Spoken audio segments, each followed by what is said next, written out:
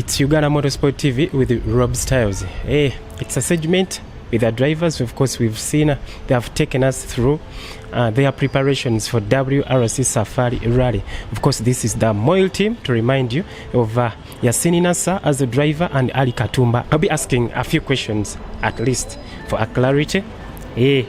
Right away, I think we'll be going straight to the questions. Now, Mr. Yassin, what has been your finest moment in your rallying experience so far? I think as a team it was the Pearl of Africa, where we won the Pearl of Africa.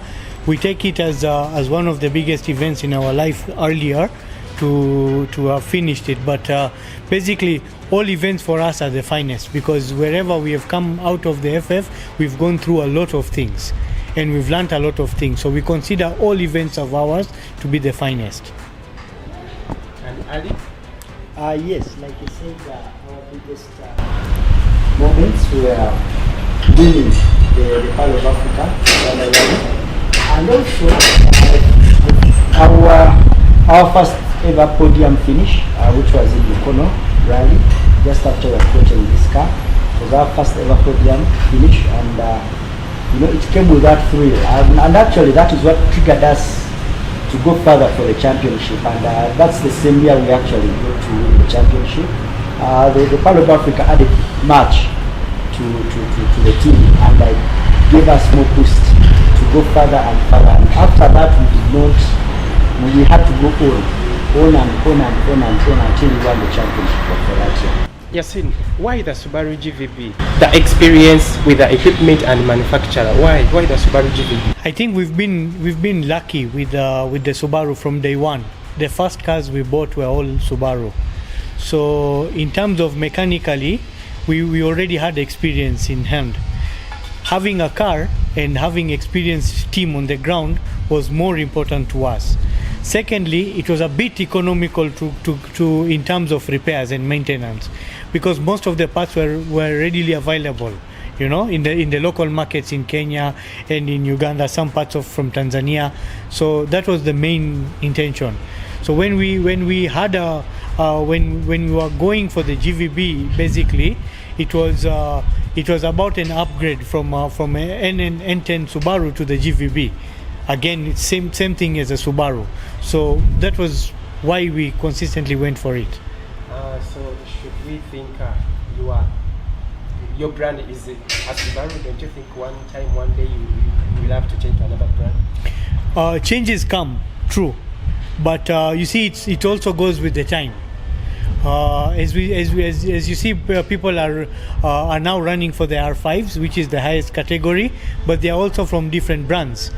Also costly at the same time. So I think we will stick to our R4 for a couple of years before we think about upgrading. You were the Uganda National Rally Champion 2019. Just a quick recap of this achievement and its impact on the team. Yes, winning the championship, of course, was a very, very big boost to the team. Not forgetting that it also added more value to our sponsors. Of course, every mechanic, every team player, wherever he is and he sees you have results, especially winning the National Rally Championship in the shortest time period possible, because we are barely 5 years in rallying, yeah, and here you are winning the championship, and not on a silver platter. No, it was fought for, it was hard earned, and so this gave more boost to the team. So even the commitment to us as the crew, we were much more committed, because we got to know that yes, it is possible. If you're committed and if you have a good service crew behind you, it is achievable. So it was a very big boost, and we hope to win more championships ahead. We hope to win more championships ahead, because we know what it takes: preparation and then commitment as a crew. For the fans, kindly give a view on the role of a co-driver in your team and the importance. For the fans, a role of a co-driver, literally, you're more of a team manager, I would say, because you prepare everything, from the preparation of the car, you have to take part, because you and the driver, you know what lacks out in the car, how the car behaves. So you literally give directions to the mechanics that please check on this, check on that, as well as whereas they do an overall insight of making sure that the car is prepared, but you also come in, not because you have the technical know, but at least you know how the car behaves. So when you give them a direction, they know what to do as the mechanics of the car. Apart from that, you prepare the pace notes. When we go out for recce, you do rally, what we call them rally pace notes. What we use, all the speeds you see, there is what we call rally pace notes behind. You read pace notes for the driver. Basically, a description of the road on where the driver is going is what you do and what you read out to the driver. So as you keep, it's I would not say it's more of a coded language to the rally drivers and the co-drivers. It's more of a coded language, of a description of the road to the driver. So he will know. When I say in 200 meters, we have a medium right, we have a max jump, or we have a medium jump, we have a turn hairpin, we have this, it's a coded communication to the driver to know what to expect. When I double caution, he knows that it's a double caution, then it's probably a very bad, you have to slow down. When I say it's a fast right, so if he's in gear 6, he will not downshift. If I say it's a double caution, he will definitely come down. If I say it's a medium right, so we'll drop at least to a gear 3 and take it that way. So it's a coded communication and a description of the road ahead. So that's why you see these guys go very, very, very fast to their limits. It's because they have a description. They have a description of the road on what is coming ahead of them, and so there is that commitment. So those are some of the roles of the co-driver.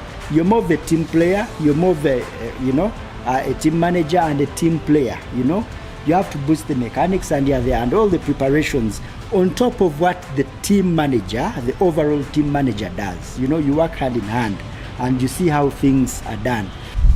We all know you have ridden in Kenya a number of times, and of course successfully, I may say. Give your experience from the organization, roads, safety, and of course all those events that you've ridden in. Let me be very honest. All the events that we have done outside, it start from the organization to the safety to everything has always been at a very high level. It's top notch, and safety is, as we always say, safety is very, very important, and that is why for those organizers not to have funds in the middle of the roads, even if you are in the villages where you are passing, some places, not every time, but only some places, you find that they have created a space for people to go and watch rally from that side. They give a spectator stage. Spectator stage is within the rally route, basically. You find it like in a 3 or 4 kilometer stage, but it is a snake and ladder game. It's made it in that way so that all the spectators, you find them in a huge area, but they can all watch the cars from there. So it's one of the things that has helped them also to remove the crowded groups from the sections you get. But safety and the organization has been very, very good. We like them. What is your view on the rating of Team Uganda? Of course, participating in the WRC Safari.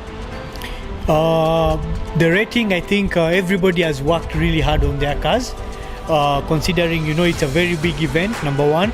Number two, the distance. The distance is very big. We are going to cover up like 1,100 kilometers in a 3 days event. But also considering that 1,000 is like 3 or 4 events for us.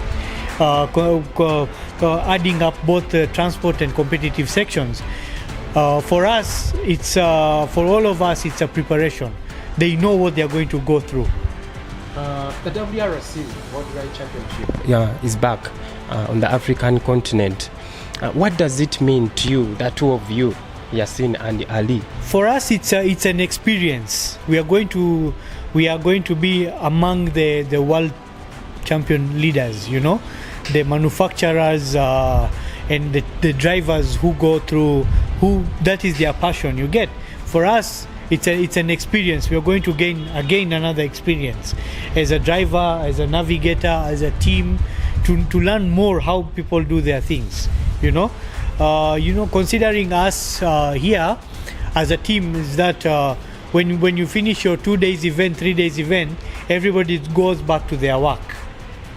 They go back for their daily living, where they are earning, how they are making their money, how they are carrying out their normal businesses every day.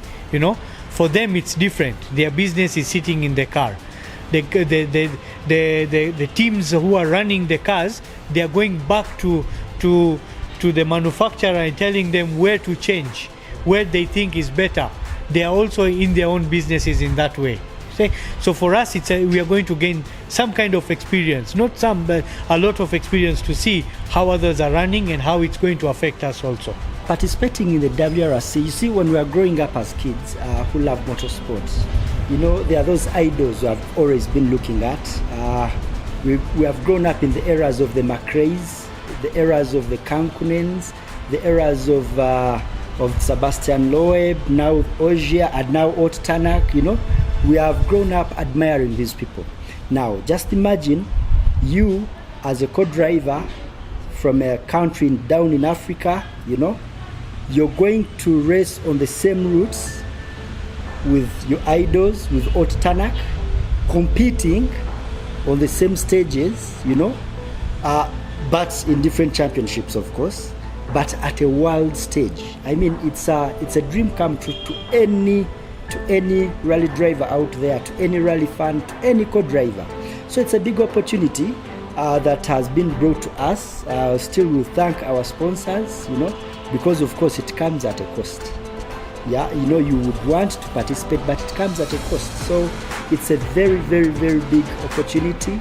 It's given to us. Me personally now as a co-driver, you know, it's a big chance, you know, rallying on World Rally Championship regulations, you know, basically rallying at the top most, you know, it's like the World Cup of Motor Rally. It's the World Rally Championship, you know. So it's a great opportunity to us as a team, a great opportunity to our sponsors, you know, branding. So you can imagine how many viewers out there will watch the Moil brand. So, you know, so it's an addition to our sponsors and us, as you know. So on my CV, I'll add I've participated in the World Rally Championship, you know.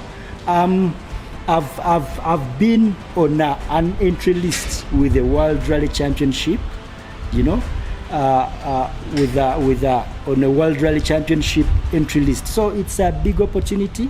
So what's your strategy as a team, and when are you departing? Inshallah, we are thinking of leaving on the 20th of June, so that we can be there early, because the recce starts on 21st for the two of us. The same way the cruise for inspection and all those things starts on the 21st. So we will be out there for the next 8 days, from 20th to 28th of June. And the strategy? The strategy, as we have always said, keep the pace, but most importantly, come back to the FF.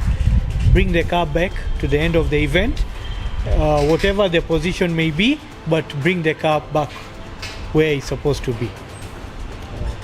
And how would you like to address the role of Ugandan rally fans? How do you feel when you see them along the way with the flags, of course, giving you support? It will be very, very encouraging to see the fans. I know the fans are going to be there.